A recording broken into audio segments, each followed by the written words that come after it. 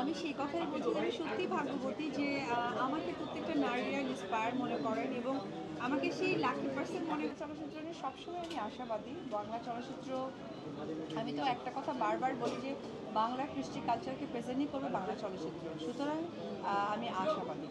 আমি সেই কথাই বলছি যে আমি সত্যিই ভাগ্যবতী যে আমাকে প্রত্যেকটা নারীরা ইন্সপায়ার মনে করেন এবং আমাকে সেই লাকি পার্সন মনে করেন, কারণ প্রত্যেকটা বিজনেসের সাথে পরিশ্রম যুক্ত থাকে।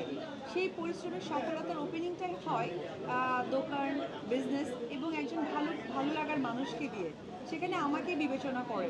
তো আমি সত্যিই মনে করি যে আমি মানে আমার এত বছরের কেরিয়ারে এটা আমার একটা সার্থকতা যে তাদের শুভ সূচনা আমাকে দিয়ে করেন। আমার সত্যি ভালো লাগে। তো বাঙালি দেশ, আমি মনে করি যে ঈদের সিনেমা বাঙালিদের একটা আনন্দ অন্যরকম যুক্ত হয়। আর সিনেমা তো অবশ্যই কৃষ্টি কালচারের একটি পার্ট।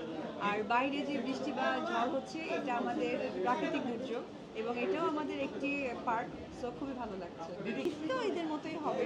ও ঈদের এখন ঈদ বসতে শিখেছে, সো অবশ্যই ভালো হবে। জয়কে নিয়ে আপনার কেমন প্রত্যাশা, মানে ঈদ কোথায় করবেন বা আমি বাংলাদেশেই আছি, বাংলাদেশে। চলচ্চিত্র নিয়ে সবসময় আমি আশাবাদী। বাংলা চলচ্চিত্র, আমি তো একটা কথা বারবার বলি যে বাংলা কৃষ্টি কালচারকে প্রেজেন্টই করবে বাংলা চলচ্চিত্র, সুতরাং আমি আশাবাদী। এখানে ব্যক্তি মানুষ যদি বলা হয় তাহলে তো অবশ্যই থাইল্যান্ড জোনকে বলা দরকার, কারণ থাইল্যান্ড জোন একজন ব্যক্তি মালিকানা দোকান যেটা প্রেজেন্ট করতেছে অপু বিশ্বাসকে দিয়ে ওপেন করছে। আপনারা সকলেই আপনাদের মূল্যবান সময় নষ্ট করে এখানে বসে আছেন, এত ঝড় বৃষ্টির মধ্যে সময় দিচ্ছেন, তাহলে ব্যক্তি স্পেসিফিক বলতে হলে সেটা অবশ্যই থাইল্যান্ড জোনের ওনার এবং ডাব্লিউবিবিকে কেন্দ্র করে বলা হবে।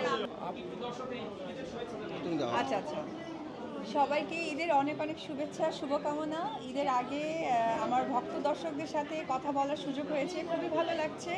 আর ঈদ আনন্দে কাটুক, অনেক সুন্দরভাবে কাটুক পরিবার পরিজনকে নিয়ে। আর আজকে খুব সুন্দর একটি শুভক্ষণ থাইল্যান্ড জোনের জন্য। ঠিক ঈদের আগ মুহূর্তেই তারা ওপেনিং করেছেন এবং ডাব্লিউবিবি তাদের আরেকটি ব্র্যান্ড।